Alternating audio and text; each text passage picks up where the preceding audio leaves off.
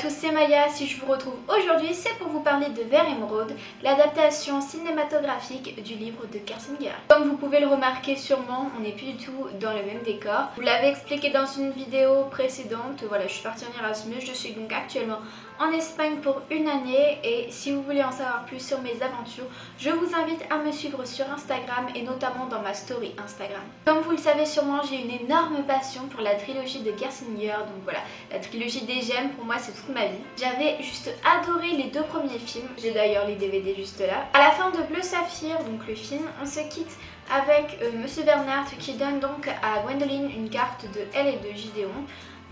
En train de danser, donc voilà, on se quitte sur ça. C'est une promesse en fait pour plus tard puisque à la fin de Bleu Saphir, Gwendoline et Gideon ont eu une dispute on va dire, puisque Gideon a avoué que le comte lui avait demandé de séduire Gwendoline puisque une fille séduite est une fille qui se fait mieux contrôler.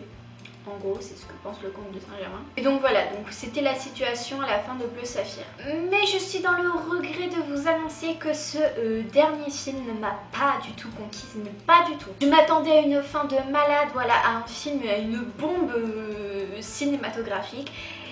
Et voilà, j'ai pas les mots en fait pour dire à quel point ce dernier film m'a déçue. J'attendais vraiment énormément de ce film, vous pouvez pas savoir à quel point je l'attendais depuis que je savais qu'il allait sortir. Depuis que Rouge Rubis est sorti en film, voilà, j'attends évidemment la fin de ces films. Mais et voilà, j'avais beaucoup d'attentes et beaucoup d'espérances envers Émeraude. Malheureusement mes attentes n'ont pas du tout été remplies. J'ai trouvé qu'il y avait beaucoup trop de différences entre le film et le livre du coup, qu'il n'y avait pas beaucoup de relations, j'avais l'impression, entre les deux premiers films et ce dernier film, j'avais l'impression qu'on était arrivé dans tout un autre monde, notamment à cause d'un voyage que Gwendoline va faire. Bien évidemment dans cette vidéo il y aura plein de spoils, donc si vous n'avez pas vu le film ni les livres, ne regardez pas cette vidéo. Parce que sinon vous allez être complètement spoilé, à moins que vous vous en fichiez, donc regardez. Oui, donc je vous disais donc qu'à la fin de Bleu Saphir on se quitte avec voilà, donc Gwendoline et Gideon qui sont en train de danser. Et finalement ça veut rien dire du tout dans Vert Émeraude, on le retrouve toujours à la toute fin de Vert Émeraude, voilà c'est la fin et finalement ça veut rien dire. Déjà ça m'a pas plu, déjà je m'attendais à énormément de romance entre Gwendoline et Gideon puisque dans le dernier livre on avait une espèce de déclaration de la part de Gideon à Gwendoline. Putain j'ai le soleil là qui arrive dans ma gueule. Ouh, ça commence à m'énerver. Je disais donc que dans le dernier livre, Gideon fait une espèce de déclaration à Gwendoline quand celle-ci est en train de mourir, entre guillemets, vu que Gwendoline est immortelle. Et ça, je trouve qu'on l'a pas retrouvé ce moment-là, pourtant c'est un des moments qui m'a le plus marqué dans ce dernier livre, dans Vert Émeraude, voilà. Le moment qui m'a le plus marqué, c'était la déclaration d'amour de Gideon, enfin c'est quand il lui disait je t'aime tout simplement quand elle était en train de mourir. Ne me quitte pas, je t'aime, voilà, qu'est-ce que je vais faire sans toi. Des trucs un peu comme ça. Finalement, on le retrouve pas du tout dans le film, donc déjà à partir de ce moment-là, ça m'a déçu. Le début du film, il est bien, donc on retrouve Gwendoline en mission entre guillemets avec Lucie, sa mère. Le but au début est donc de vacciner James, qui est le fantôme de l'école, contre la variole puisque c'est à cause de ça qu'il va mourir et donc devenir un fantôme. Donc Gwendoline veut empêcher sa mort. Dans le livre Vert Émeraude, on apprend que à la fin que Lucie et Paul, enfin à la fin, non, plusieurs débuts je crois, mais bref, on apprend que Lucie et Paul sont les parents, les vrais parents de Gwendoline, alors que dans les films, c'est dans Bleu Saphir qu'on l'apprend. Qui nous laisse donc pour véritable découverte dans ce dernier film finalement, que le comte de Saint-Germain est en fait Monsieur Whitman. Et aussi que Gwendoline est immortelle. C'est pas énorme en sachant que dans le livre, à la fin, ils mettent toute une masse de révélations. Donc finalement, on reste sur le cul et on adore ce dernier livre plutôt. Alors que voilà, ils ont enlevé des révélations au dernier film, ce qui fait qu'on a du mal à l'apprécier autant que le livre et autant qu'il devrait être apprécié. Excusez-moi. Vous pouvez pas savoir à quel point ça me fait chier de ne pas avoir aimé ce film parce que Rouge Rubis c'est quand même toute ma vie, enfin toute ma vie, peut-être pas toute ma vie, mais c'est quand même le livre qui m'a le plus marqué dans le monde livresque et tout ça, donc pour moi j'allais adorer les films, j'allais adorer tout et finalement voilà, j'étais super déçue. Alors déjà j'ai vu qu'il manquait des personnages, quelqu'un peut me dire où est passée la mère de Gwendoline, voilà, Gwendoline n'a plus de mère. Sa mère véritable c'est Lucie et son père Paul, mais où est passée Grace? Où est passée Grace? C'est quand même un personnage super important, je veux dire, enfin Bon, c'est pas un personnage principal, mais c'est un personnage secondaire. On l'a vu dans Rouge Ruby, on l'a vu dans Bleu Saphir, mais elle est où dans Very Emerald 2? C'est comme la grand-mère, comme la mère de Charlotte. Voilà, donc il y a des personnages qu'ils ont supprimés. Allons savoir pourquoi. Peut-être qu'ils avaient plus assez d'argent pour les payer. Je crois qu'ils n'ont pas eu assez d'argent pour payer des acteurs, puisque il me semble bien que quand Gwendoline fait un voyage dans le temps et qu'elle rencontre ses parents quand ils sont vieux, donc Lucy et Paul quand ils sont vieux, je crois que c'était les mêmes acteurs mais avec plein de du maquillage quoi, pour les vieillir totalement. Je crois que c'était les mêmes acteurs parce qu'ils... Enfin voilà, parce que j'avais l'impression que c'était pas vraiment des vraies vieilles personnes. Voilà, j'ai l'impression d'avoir été un peu trahie par ce dernier film. On a Monsieur Whitman qui, donc le prof d'histoire, hein, prend le pouvoir du cercle. Voilà, donc celui qui était le maître du cercle, eh ben, il est évincé. C'était un De Villiers, il est évincé et donc Whitman prend la place, donc ça ne choque personne, personne s'est opposé à ça. Whitman il s'est autoproclamé maître et voilà, c'est lui qui décide de tout, il n'y a personne qui l'interrompt alors qu'il est en train de faire plein de cachotteries et plein de mystères, ça dérange personne. Le mec est un peu comme un dictateur là-dedans, tout ce qu'il veut c'est juste le sang de Gideon pour fermer le dernier chronographe. Et après voilà, il s'en balait qu'il peut devenir immortel. Qu'on retrouve aussi dans le livre et qu'il y a dans le film, c'est que Gwendoline cache le chronographe, voilà, donc le deuxième chronographe, celui que Whitman veut mettre la main dessus. Je sais pas si c'était pensé. Voilà, elle le cache et Charlotte qui moucharde et les veilleurs qui arrivent et qui prennent la caisse et qui finalement se rendent compte, arrivent au centre, qu'il n'y a pas du tout le chronographe dedans, mais des petits cochons tricotés de Tante Manie. Ça, il y a dans le livre, donc j'ai été assez contente de le retrouver. Un truc aussi que j'ai remarqué, que j'ai remarqué dès le début, c'est que les voix ont été modifiées ou alors j'ai regardé une mauvaise version. Pourtant, j'ai regardé plusieurs versions, à chaque fois c'était les mêmes voix. Donc Zemerius, Gideon, Raphaël et je sais plus qui ont pas du tout les mêmes voix, alors que Gwendoline j'ai l'impression que si, et j'ai l'impression aussi que merde comment elle s'appelle, Leslie a gardé la même voix. Donc est-ce qu'ils ont changé les voix ou est-ce que c'est moi qui ai regardé une mauvaise version? Pourtant j'ai regardé un True French, mais bon. Il y a un peu d'humour quand même hein, dans ce film, enfin voilà, ce qui caractérise un peu Rouge Ruby, film ou livre, c'est l'humour entre guillemets, c'est plutôt l'humour de Gwendoline. Et voilà, on a retrouvé un peu de son humour, mais pas totalement. Notamment quand elle se traite de vampire de merde. Voilà, ça m'a bien fait rire. La vie éternelle sans Gideon.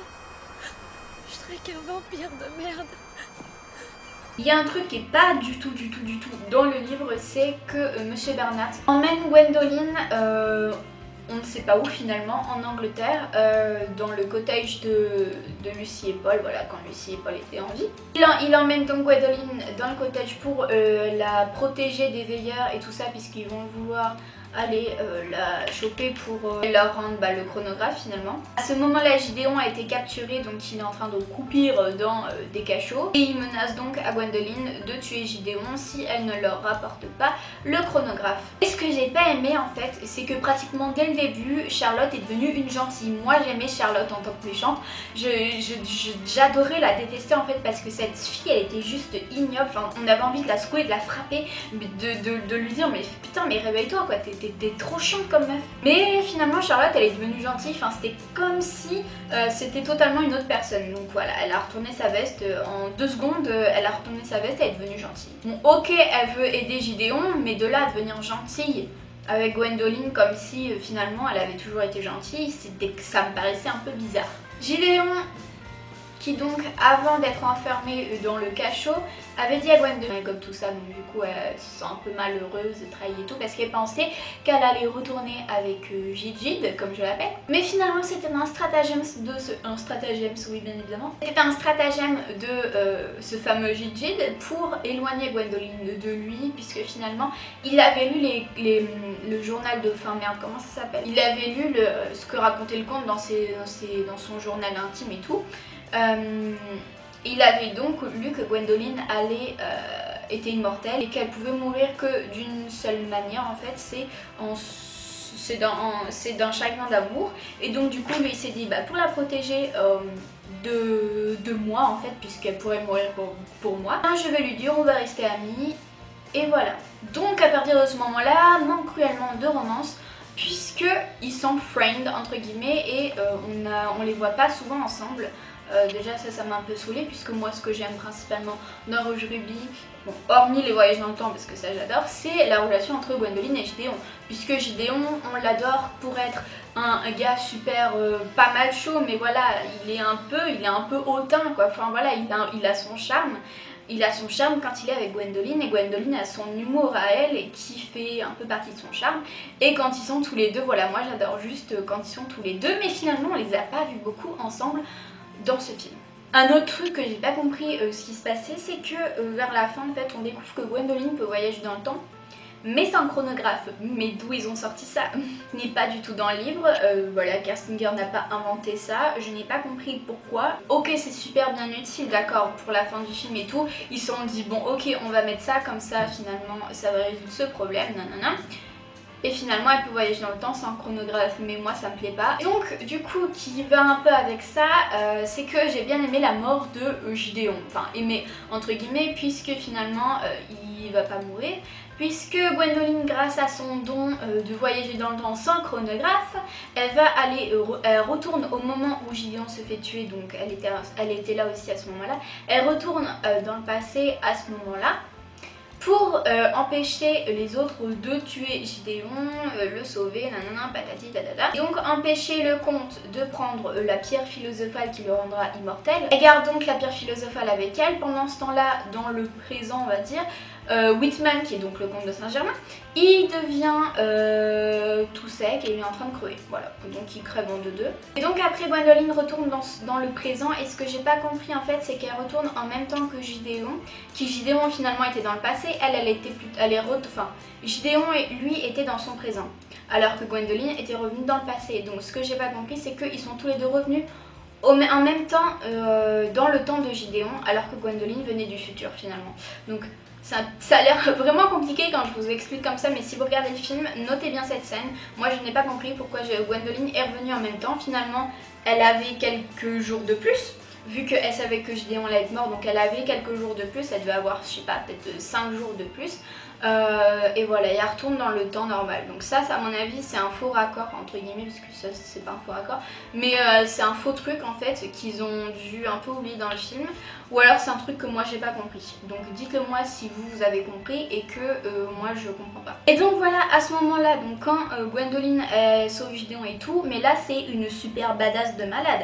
Elle détruit tout le monde puisque finalement quand elle est retournée dans le passé, et ben son père quand il était jeune, donc Paul, l'entraînait à se battre, ce qui n'existe pas du tout dans le livre. Et quand elle va sauver Gideon, elle bat tout le monde. Finalement la fille a fait 5 jours de combat et elle bat des mecs qui maniaient l'épée et tout ça pendant toute leur vie quoi.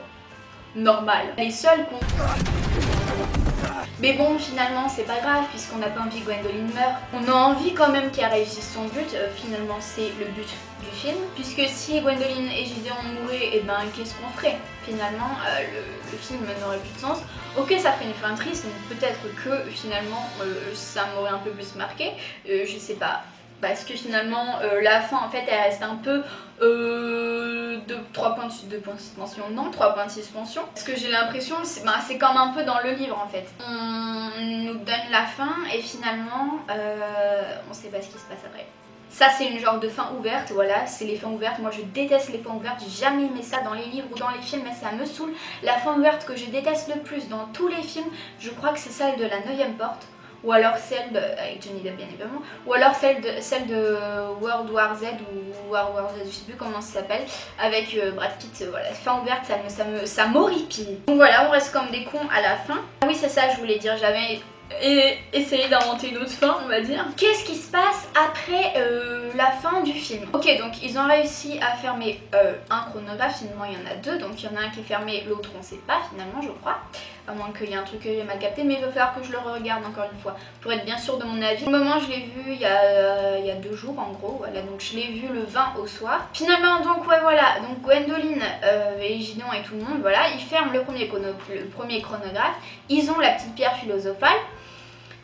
Et ce que je comprends pas, c'est que Gwendoline, elle se dit, moi je suis immortelle, mais je peux pas vivre sans Gideon qui lui est mortel. Finalement, je sais ce que je vais faire, je vais boire la pierre philosophale, comme ça je vais devenir mortelle. Mais putain, mais pourquoi tu le donnes pas à Gideon pour que lui, il devienne immortel et que ça fasse comme dans le livre, que vous soyez immortels tous les deux. Là, j'ai pas compris, elle a vraiment été conne. Et pourquoi Gideon lui, il a pas dit, mais putain, mais donne-le-moi, moi aussi je veux devenir immortel, comme ça on serait immortels tous les deux. Putain, c'est trop bien l'immortalité. Et comme ça, j'étais genre waouh, qu'est-ce qui se passe? Mais pourquoi? J'ai pas compris. Donc voilà, donc là maintenant c'est les questions que je me pose à la fin de Ver Emeraude. Est-ce que le chronographe du coup est détruit? Est-ce qu'ils peuvent encore voyager dans le temps avec? Vu qu'il est fermé, finalement ça sert plus à rien. Mais finalement on pense que oui, puisqu'ils se retrouvent plus tard dans le passé, quand ils sont en train de danser, là je sais pas quelle danser, une espèce de jazz ou je sais pas quoi. Quand ils sont en train de danser, ça finalement tout est fini, donc c'est là que Gwendoline prend le remède pour devenir mortelle. Puisqu'ils sont les derniers à voyager dans le temps, voilà, il n'y en a que 12, est-ce qu'il va alors se détruire à la fin de leur vie? Quand ils seront morts, le chronographe sera détruit. Ou alors, ça se trouve après, il y en a qui vont trouver une manière pour faire en sorte que le chronographe refonctionne et qu'il y ait d'autres gens qui voyagent dans le temps. Ou alors, puisque Gwendoline, elle a la fonction de voyager dans le temps sans le chronographe, ça veut dire que tout est possible. Donc est-ce que Gwendoline et Gideon, qui sont tous les deux des voyageurs dans le temps, est-ce que s'ils ont un enfant ensemble, cet enfant, et ben il peut quand même hériter du gène du voyage dans le temps? Attends, les deux parents sont voyageurs dans le temps, Gwendoline, elle peut voyager sans chronographe, donc finalement l'enfant pourrait très bien voyager dans le temps. Donc voilà, pour moi tout est possible et ça amène à une suite. Je veux pas dire, mais Kersinger, si tu regardes cette vidéo, je sais que tu me regardes, tu pourrais écrire une suite. Tu peux dire que c'est une fille, leur enfant qui s'appelle Maya, comme ça, petit clin d'œil entre nous deux. Et voilà, et tu dis que c'est l'enfant de Gwendoline et de Gideon qui peut voyager dans le temps, et bim, on recommence avec Rouge Rubis, retrilogie, hop, bim bam boum, parce que finalement ça fait la même histoire. Il se repasse encore un truc que tu inventes, je te laisse le livre court, voilà, à ton imagination. Tu nous réinventes une histoire avec ce personnage qui s'appelle donc Maya. Qui peut finalement voyager dans le temps, peut-être sans chronographe, ou alors le chronographe se réactive miraculeusement. On retrouve Gwendoline et Gideon qui sont un peu plus vieux, donc finalement ça nous fera un peu mal au cœur puisqu'on les aimera un peu moins, mais bon, c'est pas très grave finalement, puisqu'on va adorer ce nouveau personnage qui est donc Maya, qui va rencontrer un garçon. Et voilà, et je sais pas après comment on peut faire. Pourquoi pas rencontrer un autre garçon qui est voyageur dans le temps, de je ne sais pas de qui, mais voilà. Ou alors, je sais pas, il est devenu voyageur dans le temps comme ça, ou alors ils ont fermé le dernier chronographe et ce garçon, on sait pas pourquoi, il a pris la pierre philosophale et il est devenu voyageur dans le temps. Voilà, imaginons un truc, voilà, moi je t'imagine une suite. Je te laisse t'inspirer de ce que je te dis et fais-nous une autre trilogie parallèle à Rouge Rubis. Voilà, donc comme vous l'aurez compris, j'ai vraiment pas trop aimé ce film en fait. Vous pouvez pas savoir à quel point ça me fait chier hein, franchement de pas l'avoir aimé. J'aurais tellement aimé le kiffer et tout, mais j'ai pas envie de vous mentir et de dire que j'ai juste adoré Ver Emeraude parce que ce n'est pas le cas. Il y a plein de trucs qui m'ont énervé. Là j'ai essayé de lister en gros toutes les choses qui m'ont un peu saoulée dans Ver Emeraude, mais j'ai l'impression que j'ai oublié plein de trucs, donc il va falloir que je regarde encore le film et finalement peut-être que je rajouterai des choses en barre d'infos au fur et à mesure.